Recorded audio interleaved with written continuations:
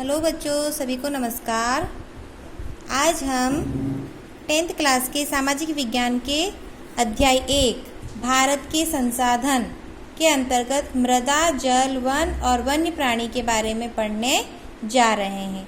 सबसे पहले हमारे पास एक टॉपिक आता है संसाधन। संसाधन से आशय, महत्व एवं प्रकार। आज हम इस चीज को समझने का प्रयास करेंगे। संसाधन से आशय। भैया, संसाधन एक शब्द आया है, कुछ बच्चे जानते होंगे इसके बारे में, कुछ बच्चे नहीं भी जानते होंगे।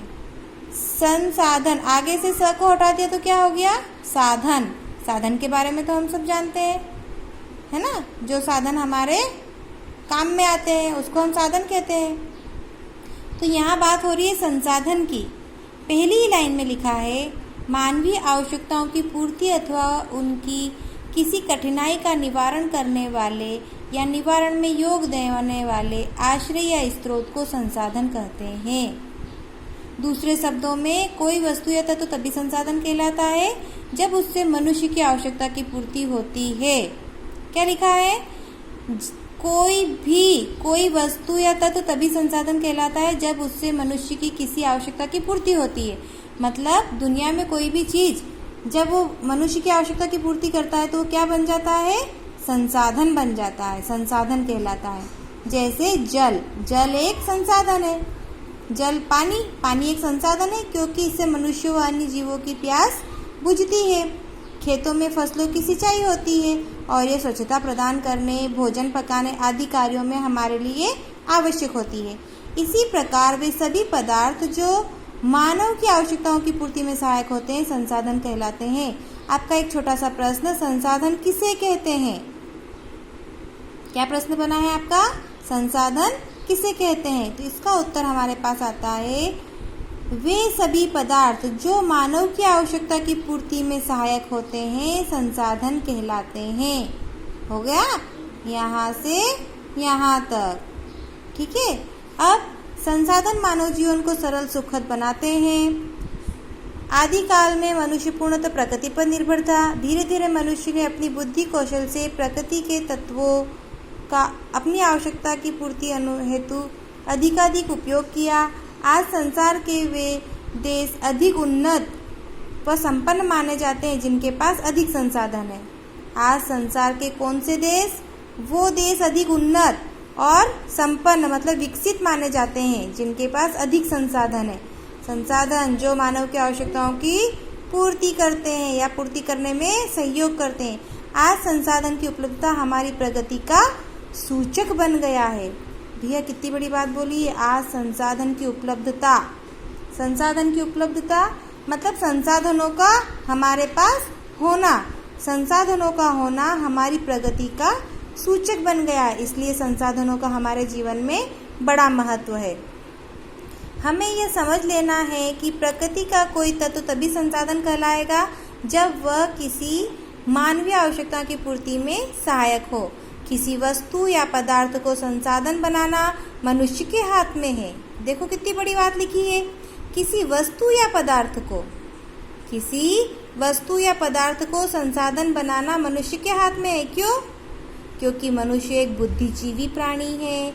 हमारे पास क्या है? बुद्धि। मनुष्य अपनी बुद्धि, कौशल, तकनीकी ज्ञान से प्राकृतिक तत्वों को अपनी आवश्यकताओं की पूर्ति के लिए उपयोगी और मूल्यवान बना लेता है।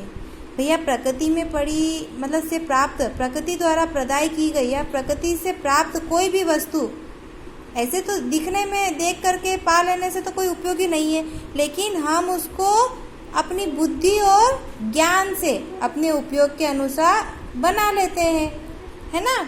अपनी बुद्धि से अपन उसका उपयोग कर लेते हैं और उससे अपनी आवश्यकताओं की पूर्ति हो जाती है। इस प्रक्रिया में प्राकृतिक तत्व संसाधन बन जाते हैं। मतलब जो हम प्रकृति से तत्वों को हमने लिया और अपनी बुद्धि और ज्ञान से अपन ने उसको अपनी आवश्यकताओं की पूर्ति के लिए उपयोग करा तो प्राकृतिक तत्व क्या बन गए? संसाधन बन जाते हैं। संक्षेप में हम कह सकते हैं कि प्राकृतिक संसाधन तब बनते हैं जब मनुष्य अपनी बुद्धि, कौशल तथा तकनीकी ज्ञान से उन्हें अपनी आवश्यकताओं की पूर्ति के लिए रूपांतरण कर और अधिक उपयोगी और मूल्यवान बना लेता है। तो यहाँ आपके इतने पूरे मैटर में एक चीज़ आपको समझ में आ गई होगी कि संसाधन किसे कहते हैं। संसाधन जो मानव की आवश्यकताओं की पूर्ति करता है उसे संसाधन कहते हैं। तो मानव की आवश्यकताओं की पूर्ति कब? प्रकृति से। हमने क्या किया? प्रकृति से साधन लिए और अपनी बुद्धि और तकनीकी ज्ञान से उनको अपने आवश्यकताओं की पूर्ति के लिए रूपांतरण कर लिया, अधिक मूल्यवान बना लिया। जैसे हमको धरती में से लोहा मिला, हमने लोहे से सरिया बनाया, सरिया हमने मकान बनाने में उपयोग करा, लोहे से टेबल बना ली, कुर्सी बना ली, बहुत सारे सामान बना लिया। ऐसे ही मिट्टी भी एक संसाधन है। देखो हमारे पाठ में ही दिया है, मृदा, जल, वन और वन्य प्राणी, ये चारों संसाधन है अपने देश के। तो आगे हम पढ़ेंगे मृदा के बारे में भी। जैसे यहाँ भी हमको एक उदाहरण दिया था, जल। जल क्या है? एक संसाधन है।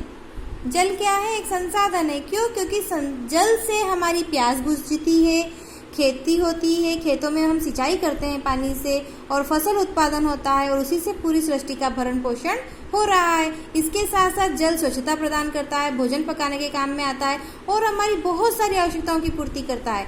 भैया अपने शरीर का 70% हिस्सा पानी ही है, तो बिना पानी के तो हमारा जीवन ही नहीं, संभव नहीं है।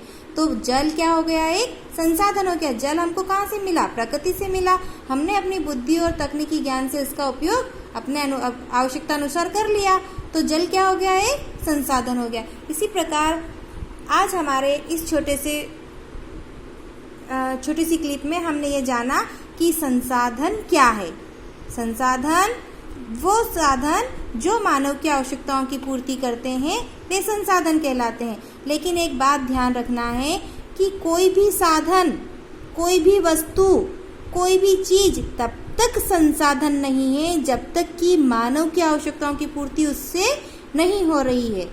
तो भैया आप 2 मिनट के लिए सोचिए कि क्या दुनिया में कोई ऐसी चीज है जो कि मानव के लिए उपयोगी नहीं हो, या जिसका मानव ने कभी उपयोग नहीं किया हो। आप 2 मिनट के लिए इसके बारे में सोचिएगा और मुझे ज़रूर बताइएगा। अगली क्लिप में आप मुझे ग्रुप में इसका उत्तर लिख करके ज़रूर भेजिएगा। अगर कोई वस्तु मिल जाती है तो वो भी लिख करके भेजिए, हम उसके उपयोग को खोज लेंगे, क्योंकि मुझे तो अभी तक नहीं मिली कोई भी ऐसी चीज़। ठीक है, तो आज हमने जाना कि संसाधन किसे कहते हैं। अगली क्लिप में हम जानेंगे संसाधन के प्रकार। Okay, thank you.